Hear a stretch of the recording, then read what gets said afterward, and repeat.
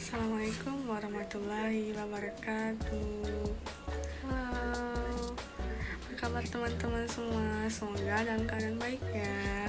Perkenalkan, nama saya Delia Marani 19.00.8058 dan teman saya. Perkenalkan, nama saya Farah Sosodila dengan NIM 19.00.8041. Perkenalkan, saya Syafitri Ahmadani dengan NIM 19.00.008070. Leukemia merupakan penyakit akibat terjadinya proliferasi yang merupakan pertumbuhan sel interior, sel leukosit yang abnormal dan ganas, serta sering disertai adanya leukosit dengan jumlah yang berlebihan yang dapat menyebabkan terjadinya anemia trombositopenia. Leukemia dibagi menjadi beberapa jenis. Di antaranya yaitu yang pertama ada leukemia myelogenus kronik, dan yang kedua ada leukemia myelogenus akut, dan yang ketiga ada leukemia limfosit akut, dan yang terakhir ada leukemia limfositik kronik. Pengertian leukemia. Leukemia adalah neoplasma akut atau kronis dari sel-sel pembentuk darah dalam sumsum tulang dan limfa nadi. Sifat khas dari leukemia ini adalah proliferasi tidak teratur atau akumulasi sel darah putih dalam sumsum tulang, menggantikan elemen sumsum tulang normal. Terjadi juga pada proliferasi di hati, limfa dan nodus limfatikus dan invasi organ non-hematologis seperti meninges, traktus gastrointestinal, ginjal, dan kulit. Selanjutnya adalah klasifikasi leukemia. Leukemia diklasifikasikan menjadi 4 bagian, diantaranya yaitu yang pertama, leukemia myelogenus akut. Leukemia myelogenus akut mengenai sel sistem hematopoietik yang kelak berdiferensiasi ke semua sel myeloid, monosit, granulosit, eritrosit, dan trombosit. Semua kelompok usia dapat terkena. Insidensi meningkat sesuai bertambahnya usia. Merupakan leukemia non-limfositik yang paling sering terjadi. Yang kedua, leukemia myelogenus kronik. Leukemia myelogenus kronik juga dimasukkan dalam sistem keganasan sel myeloid, namun banyak sel normal dibandingkan bentuk akut, sehingga penyakit ini lebih ringan. Leukemia myelogenus kronik jarang menyerang individu di bawah 30 tahun. Manifestasi mirip dengan leukemia myelogenus kronik, tetapi tanda dan gejala lebih ringan. Pasien menunjukkan tanpa gejala selama bertahun-tahun. Peningkatan leukosit sampai jumlah yang luar biasa, limfa membesar. Yang ketiga, leukemia limfositik akut. Leukemia limfositik akut dianggap sebagai proliferasi ganas limfosbat. Sering terjadi pada anak-anak. Laki-laki lebih banyak dibandingkan perempuan. Puncak insiden usia 4 tahun, setelah 15 tahun, leukemia limfositik akut jarang terjadi. Manifestasi limfosit berproliferasi dalam sumsum tulang dan jaringan perifer sehingga mengganggu perkembangan sel normal. Yang keempat adalah leukemia limfositik kronik. Leukemia limfositik kronik merupakan kelainan ringan mengenai individu usia 50-70 tahun. Manifestasi pasien tidak menunjukkan gejala, baru terdiagnosis. Selanjutnya adalah penyebab leukemia. Penyakit leukemia disebabkan oleh kelainan sel darah putih dalam tubuh dan tumbuh secara tidak terkendali. Belum diketahui secara pasti dari perubahan yang terjadi, namun beberapa faktor yang dapat meningkatkan risiko terkena leukemia antara lain radiasi. Seseorang yang terkena radiasi tingkat tinggi dapat berisiko terkena leukemia. Yang kedua, keturunan. Tapi tidak semua jenis leukemia dapat diturunkan melalui faktor genetik. Leukemia limfatik salah satu jenis kanker darah yang dapat diturunkan melalui genetik, khususnya pada laki-laki. Yang selanjutnya ada anatomi dan fisiologi. Sistem sirkulasi adalah sarana untuk menyalurkan makanan dan oksigen dari traktus. Dan yang kedua ada pembuluh darah yang terbagi menjadi 3. Yang pertama ada arteri yang merupakan pembuluh nadi. Arteri meninggalkan jantung pada partikel kiri dan kanan. Yang kedua ada kapiler yang merupakan pembuluh rambut. Kapiler adalah pembuluh darah yang sangat kecil yang berasal dari cabang terhalus dari arteri sehingga tidak nampak kecuali di bawah mikroskop. Dan yang terakhir ada pena yang merupakan pembuluh darah balik. Pena membawa darah kotor kembali ke jantung.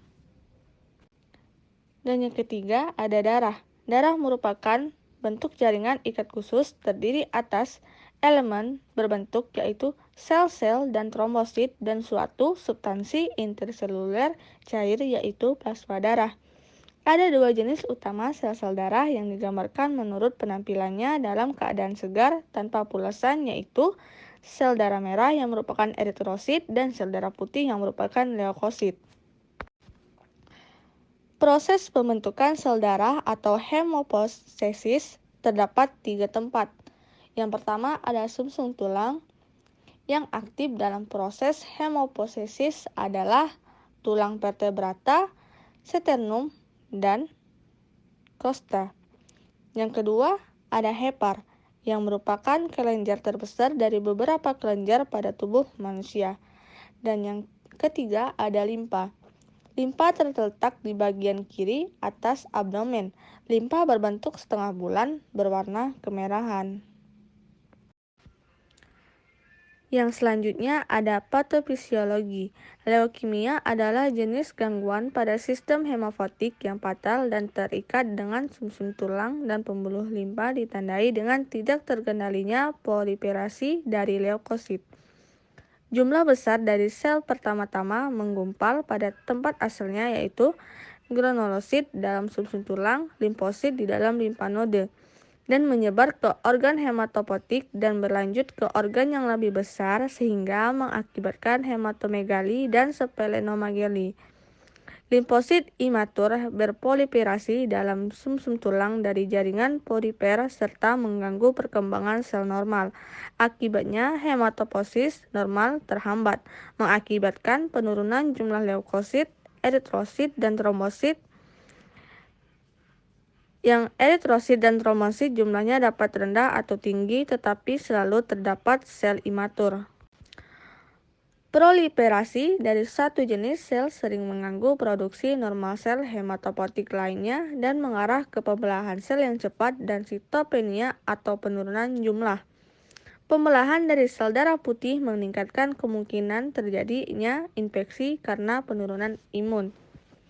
Trombositopeni mengakibatkan pendarahan yang dinyatakan oleh peteki dan ekimosis atau perdarahan dalam kulit, epistaxis atau perdarahan hidung, hematoma dalam membran mukosa, serta perdarahan saluran cerna dan saluran kemih.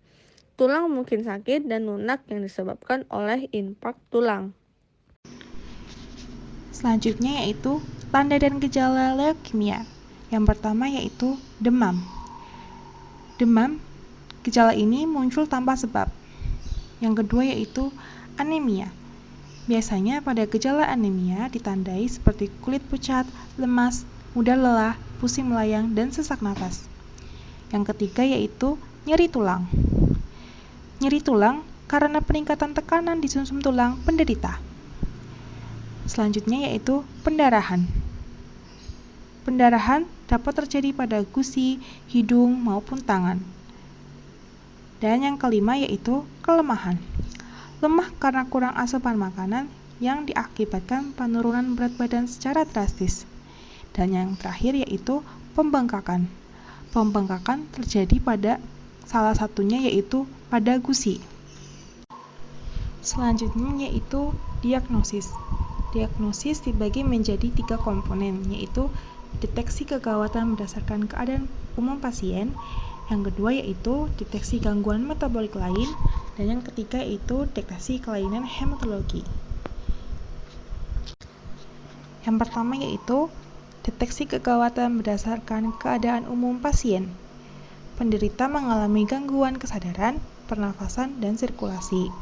Penderita juga ditandai dengan adanya tanda seperti pucat, demam tinggi, pendarahan, muka merah disertai distres pernafasan yang akut, dan organomegali. Selanjutnya yaitu deteksi gangguan metabolik lain. Yang pertama, penderita mengalami dehidrasi. Kedua, metabolic acidosis.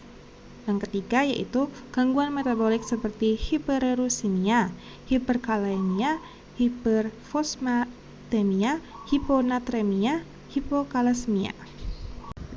Selanjutnya yaitu adanya deteksi kelainan hematologi.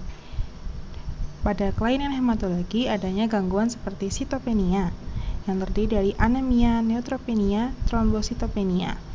Selanjutnya yaitu adanya hiperleukositos. Selanjutnya yaitu adanya penanganan pada leukemia berupa terapi atau pengobatan yang dapat dijalani pada penderita leukemia akut. Antara lain, yang pertama yaitu transfusi darah. Biasanya diberikan jika kadar Hb kurang dari 6%.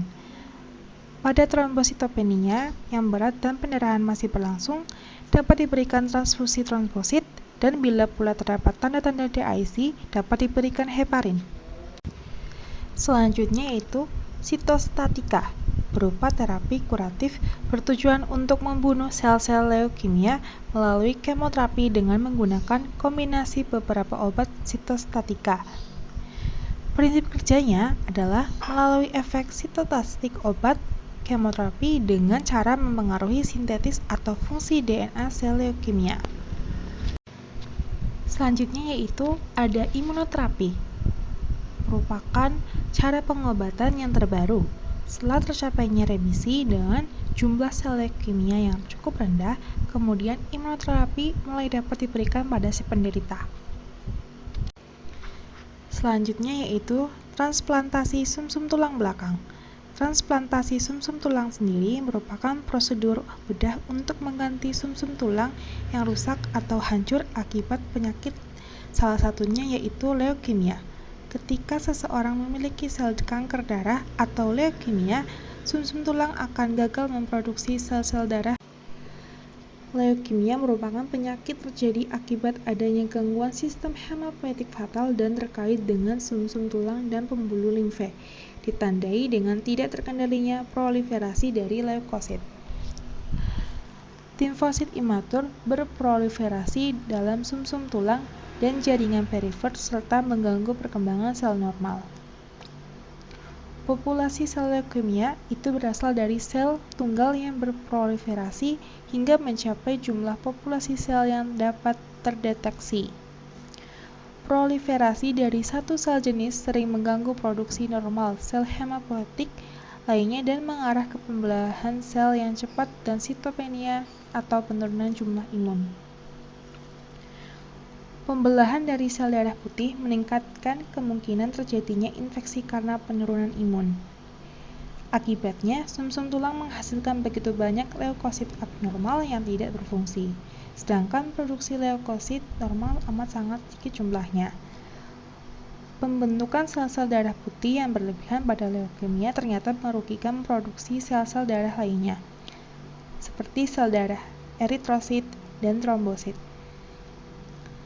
bahkan sampai kritis di bawah normal. Sehingga muncullah berbagai gejala leukemia. Cukup sampai sini penjelasan dari kami. Jika ada kurang dan salah kata mohon dimaafkan. Terima kasih. Wassalamualaikum warahmatullahi wabarakatuh. Dadah.